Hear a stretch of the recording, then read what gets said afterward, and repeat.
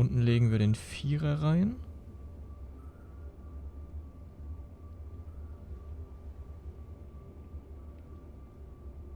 Da wird aber einer gelöscht.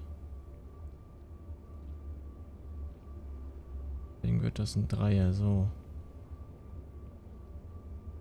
Und von dem wird auch einer gelöscht. Das ist dann der unterste. Genau.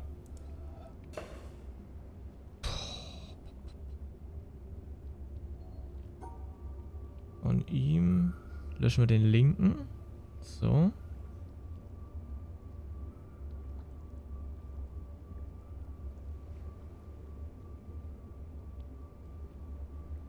Obwohl, wir müssen den da oben reinkriegen.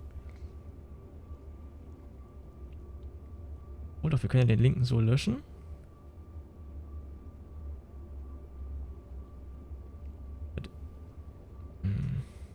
Oben legen wir den Vierer rein. So, ne? Ja.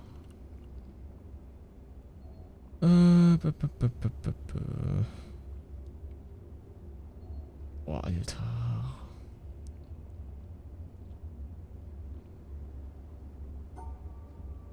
Wir können 4 löschen.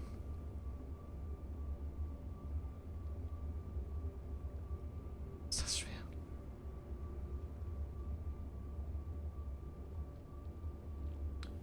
Wir legen hier mal den Zoo rein. Wir haben den oberen gelöscht. Dann legen wir den da rein. Und löschen wieder ein.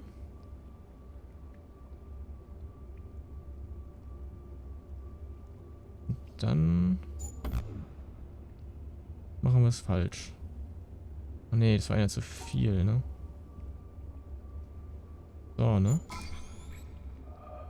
Genau. Alter, was ist denn hier los?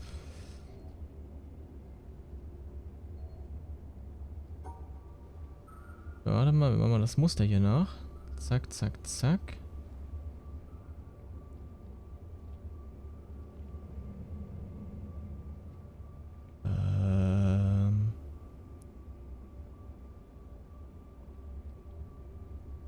Können wir ja nicht mit rausnehmen.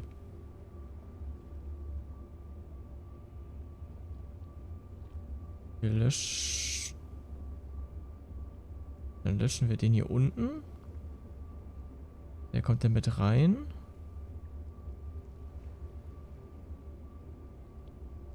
Und wir löschen dann.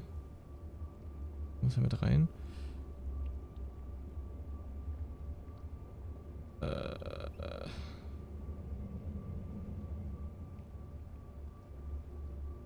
So, ne? Alter, heftig. Oh, okay. Jetzt müsste Rot hier aktiviert sein.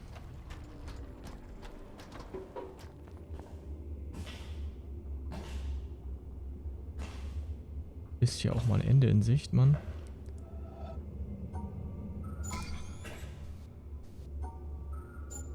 Nee.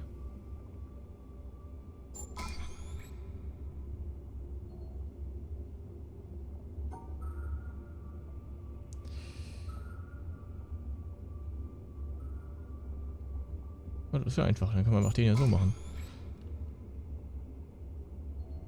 Was? Achso, ja, auch wieder ein... Nee.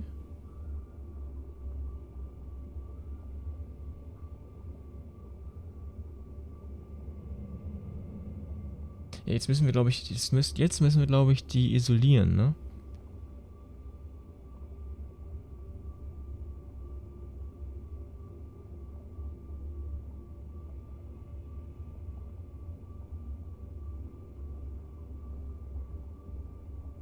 So, der gehört hierzu. Perfekt. Nice. Nicht so nice. Wo geht's denn jetzt hier hin? Okay.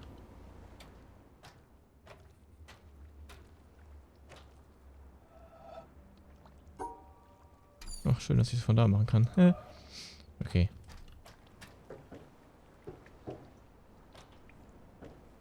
Gott.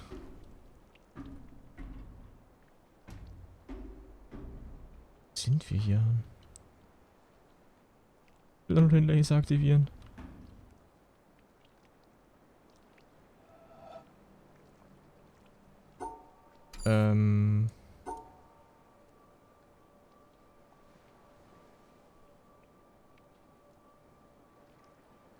So. Oh Gott.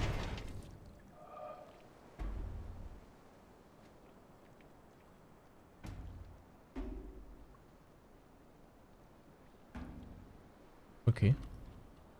Und jetzt?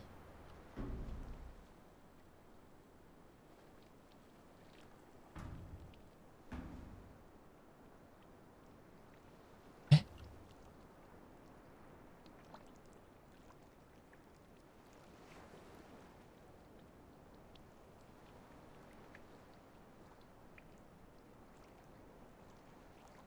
Ja, toll. Hä? Kann ich da irgendwas machen? Ach lol, das ist das gleiche wie hier.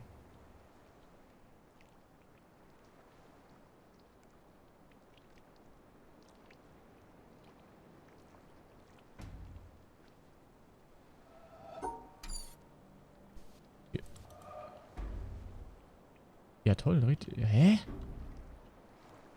Kann ich mal hier auch noch was malen? Warte mal. Kann ich. Was habe ich gerade gemacht? Dann verändern wir das mal schnell. So, ne? Nein, nein. Ja, Alter, was ist denn jetzt los? Was? Was? Was? Alter, was passiert denn hier?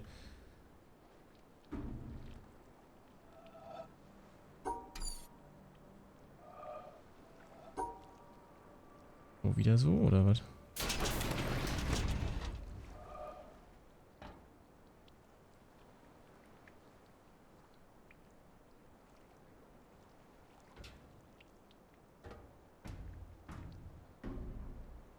Hä?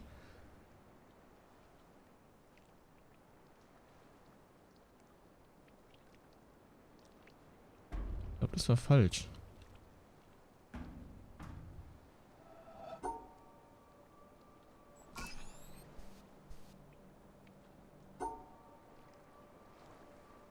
Muss ja wieder runter.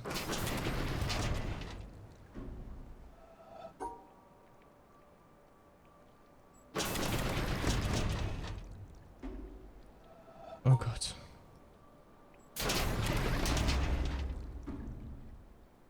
Ach, ich muss nach links, ne?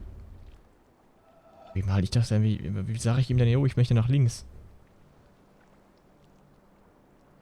Wie soll ich das denn machen? Einfach so, oder was?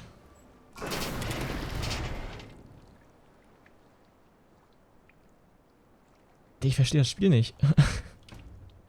Das ist immer so mehr Glück als Verstand. Oh, der Laser. Nice.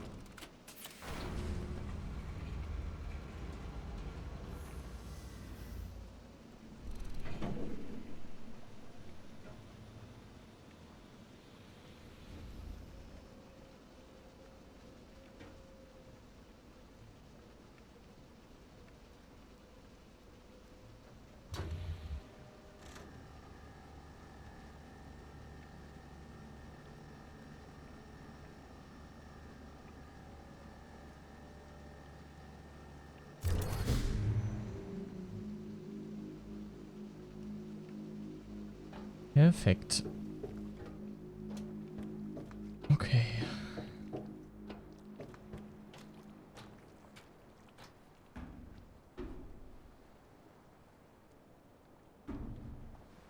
Jetzt möchte ich wieder nach oben.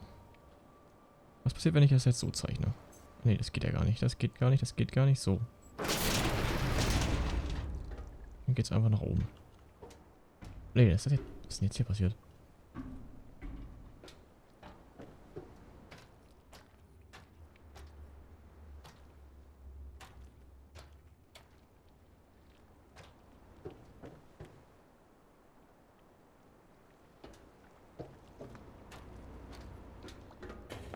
Na gut.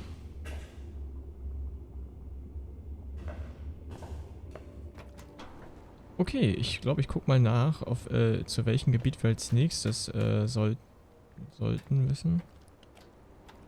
Hier war ich noch nicht, ne? Hier gehe ich mal hin.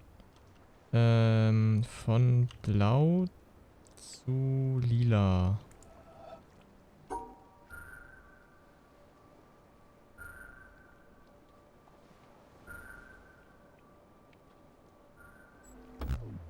Scheiße. Nein, was habe ich nochmal gemacht gehabt? So, ne? So, zack. So. Okay.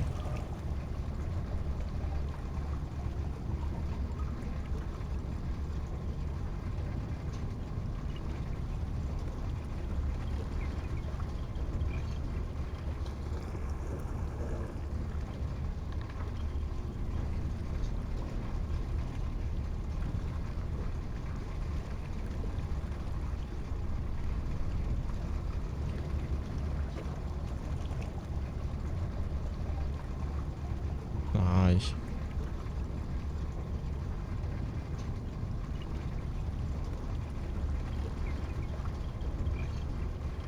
Nein!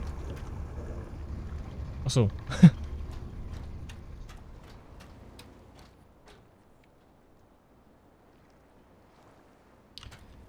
Kann ich hier runter? Hä, wann habe ich das denn aktiviert? Egal. Hier war ich aber noch nicht, ne? Nee.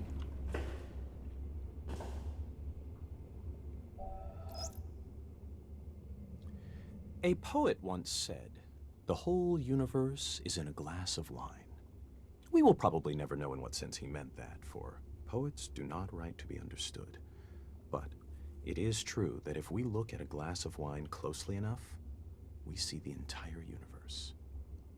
There are the things of physics, the twisting liquid which evaporates depending on the wind and weather, the reflections in the glass, and our imagination adds the atoms. The glass is a distillation of the Earth's rocks, and in its composition we see the secrets of the universe's age and the evolution of stars. What strange array of chemicals are in the wine? How did they come to be? There are the ferments, the enzymes, the substrates, and the products. There in wine is found the great generalization. All life is fermentation. Nobody can discover the chemistry of wine without discovering, as did Louis Pasteur, the cause of much disease. How vivid is the claret, pressing its existence into the consciousness that watches it. If our small minds, for some convenience, divide this glass of wine, this universe, into parts, physics, biology, geology, astronomy, psychology, and so on, remember that nature does not know it. So, let us put it all back together, not forgetting ultimately what it is for. Let it give us one more final pleasure. Drink it and forget it all. Richard Feynman, 1963.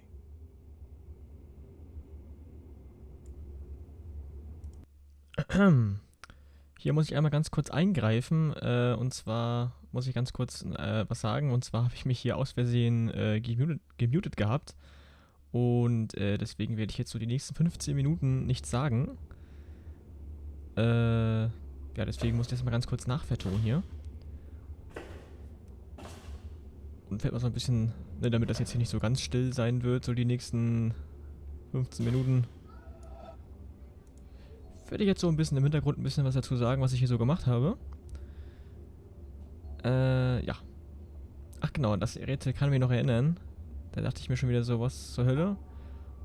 Und meinte dann so, von wegen, ich weiß eh nicht, was ich hier mache. Ich werde einfach so lange irgendwas zufällig da reinmalen, bis es geklappt hat. Und ja, seitdem ist das auch mein Credo geworden bei dem Spiel. In den meisten Fällen.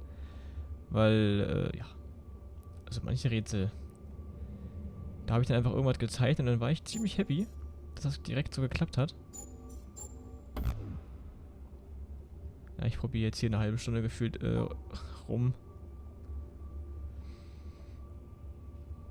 Ich weiß nicht, was ich da wieder für dumme Kommentare abgelassen habe währenddessen.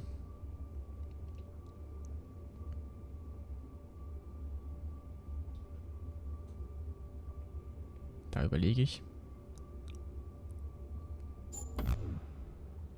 Und ich mache immer, ist auch sehr interessant, mir zuzugucken, wie ich immer wieder den gleichen Fehler mache.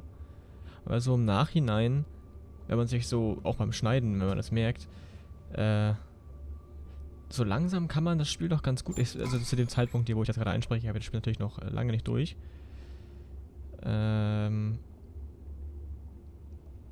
man sieht so bei den Rätseln, die ich hier mache, kriege ich so langsam raus. Hab ich ja hingekriegt? Habe ich gerade gar nicht drauf geachtet. Da kann man das jetzt schon besser machen. Jetzt sehe ich schon im Nachhinein besser, wie man was hätte machen müssen. Ach genau, ich glaube, ich habe mich jetzt hier gefragt, was um alles in der Welt habe ich gerade aktiviert. Das frage ich mich übrigens bis heute noch. Ich habe nämlich auch keine Ahnung. Ah genau, jetzt entdecke ich hier die Brücke. Und diese Brücke bringt uns hinüber zu unserem, dahin, wo die Laser hinschießen, auf den Berg. Ich glaube, ich habe mich hier gefragt, ob das schon vorher da war. Ich glaube, das hat... oder ob das aktiviert wurde dadurch. Ach genau, ich habe mich ganz kurz über die Ansicht beschwert gehabt, weil das so komisch weit weg ist.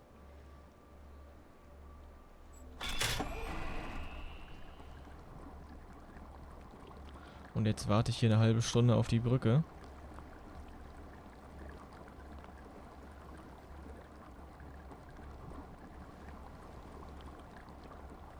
Die echt arschlangsam sich hier dreht. Das ist echt...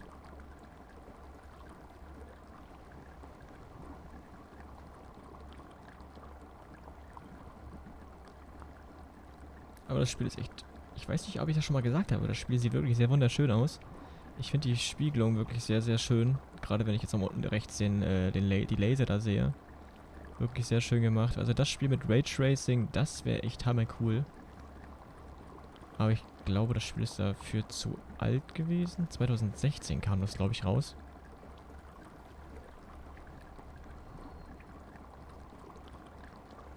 Ich glaube, jetzt gucke ich gerade, währenddessen hier sich die Plattform gedreht hat, habe ich, glaube ich, nachgeguckt, zu welchem Teilabschnitt wir auf der Insel als nächstes müssen. Und entdecke eine Frau dort oben, die versteinert ist. Also was es mit den versteinerten Menschen auf sich hat, da weiß ich auch noch nichts von. Keine Ahnung. Da habe ich mich sicherlich erschrocken. Was wollte ich gerade erzählen? Egal. Ach genau, ich nehm auch immer jeden einzelnen Seitenweg hier nochmal mit, um zu gucken, ob ich irgendwo diese komischen Sprachaufzeichnungen finde. Die leider nichts über die Story hier aussagen, sondern die eher irgendwas... die labern dich dazu mit irgendwelchen wissenschaftlichen Kram, wie sie die Welt sehen. Von irgendwelchen Wissenschaftlern der letzten Jahrzehnte.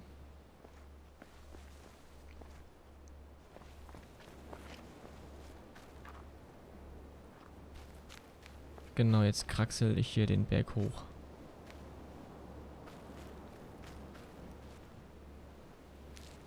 Wirklich sehr, sehr schön gemacht. Hier geht's zurück zum Gewächshaus. Den Laser... Oh, ich weiß gar nicht, wie wir das machen müssen. Müsste relativ am Ende sein mit dem Laser. Mit dem schönen bunten Blumenbeet hier.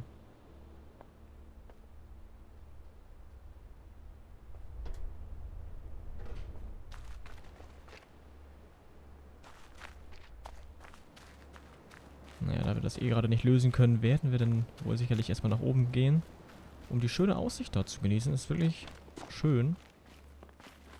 Aber ich glaube, das sage ich immer sehr oft, aber das Spiel ist so still. Also es läuft halt keine Hintergrundmusik, das ist echt schade, finde ich.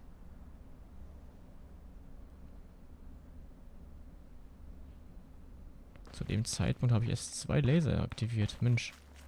Da kommen im Laufe dieser Aufnahme, glaube ich, noch ein paar dazu. 3, glaube ich. 3 oder 4. Ach ja, genau. Ich glaube, hier hinter ist die nächste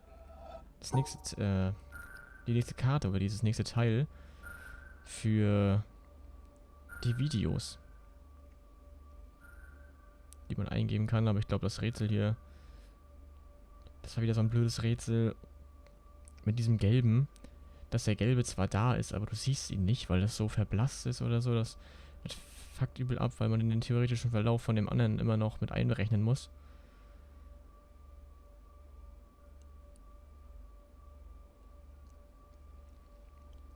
Da war ich auch zu dem Zeitpunkt nicht so erfreulich, so ein blödes Rätsel zu bekommen.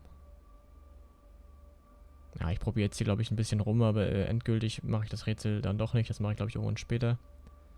Werden wir uns hier nochmal hinbegeben.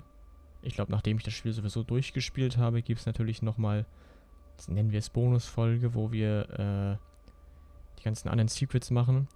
Also die ganzen Bildschirme, die zum Beispiel auf dem Boden liegen, die man zwar löst, die Rätsel da drauf, aber nichts passiert. Das muss ja auch irgendwas bringen später.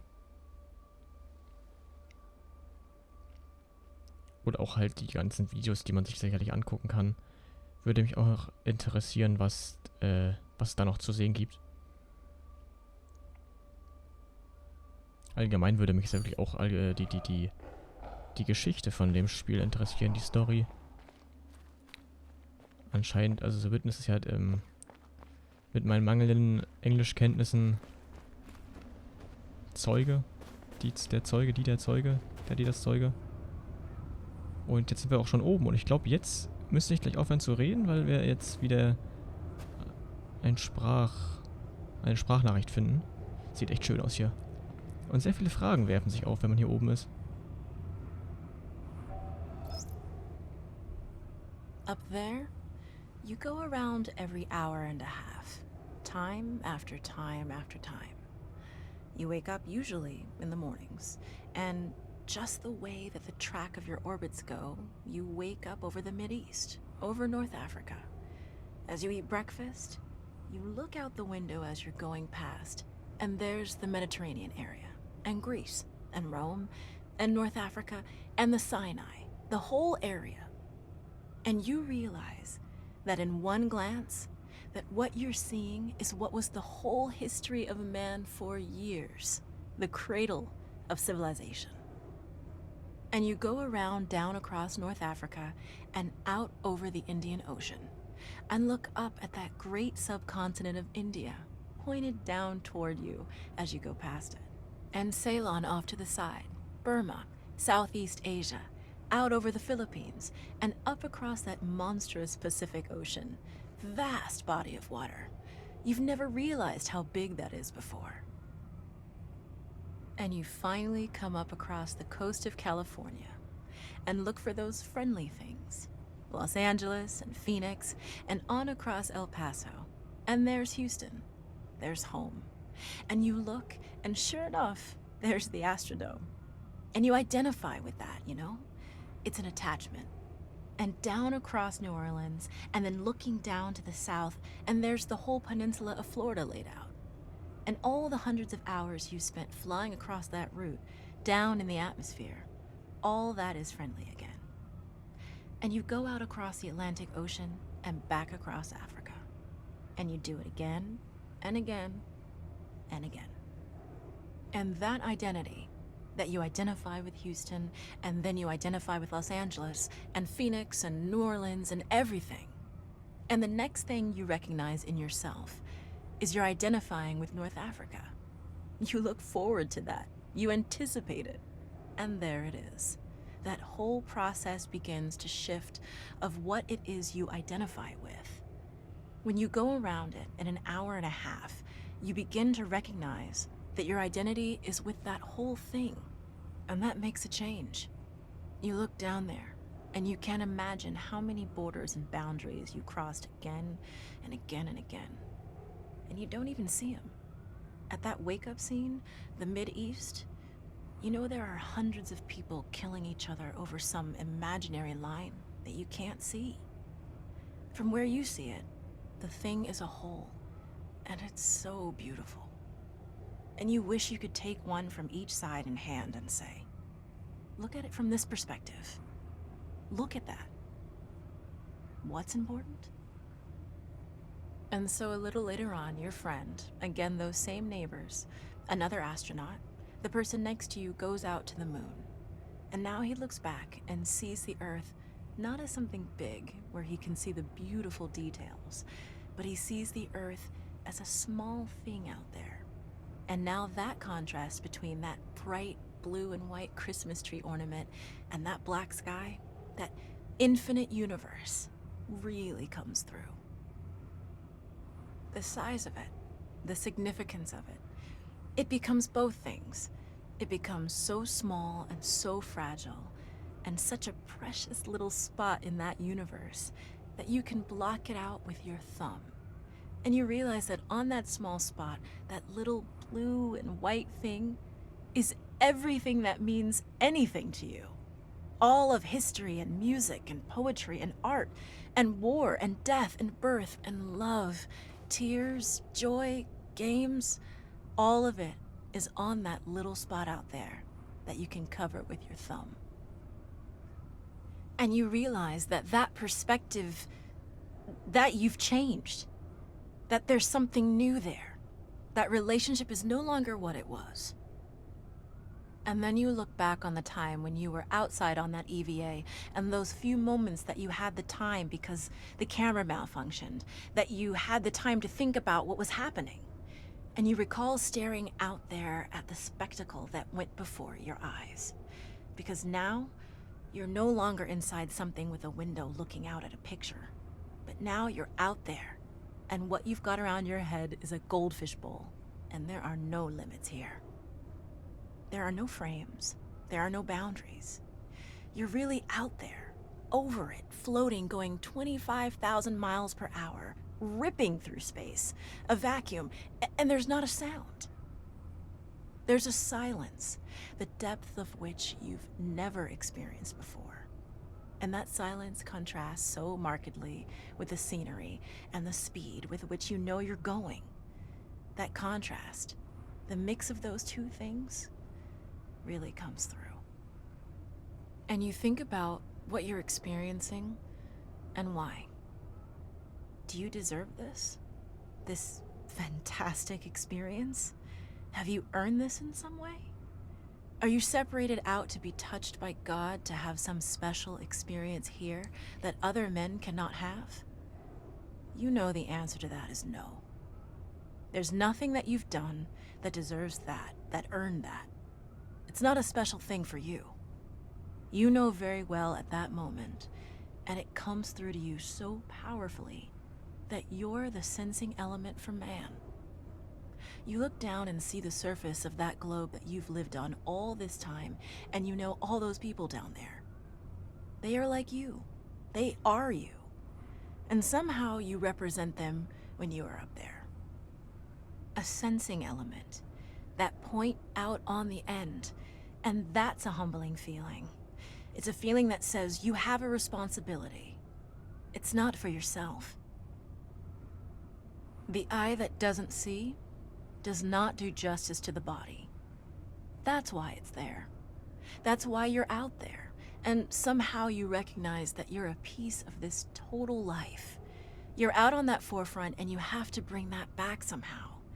And that becomes a rather special responsibility. It tells you something about your relationship with this thing we call life. And when you come back, there's a difference in that world now. There's a difference in that relationship between you and that planet, and you and all those other forms of life on that planet, because you've had that kind of experience. It's a difference, and it's so precious. And all through this, I've used the word you because it's not me. It's not Dave Scott. It's not Dick Gordon, Pete Conrad, John Glenn. It's you. It's us. It's we. It's life. It's had that experience. And it's not just my problem to integrate. It's not my challenge to integrate, my joy to integrate. It's yours. It's everybody's.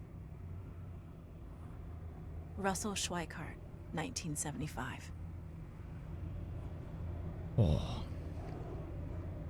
Junge. Ich habe mich gerade aus Versehen vergessen gehabt zu unmuten.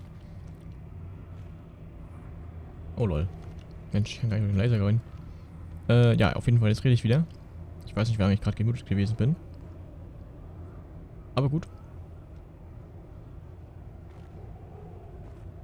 Auf jeden Fall, cool, wir sind hier oben, Alter. Was ist hier los? What the fuck? Was machen die hier? Wollen das hier abbauen oder was?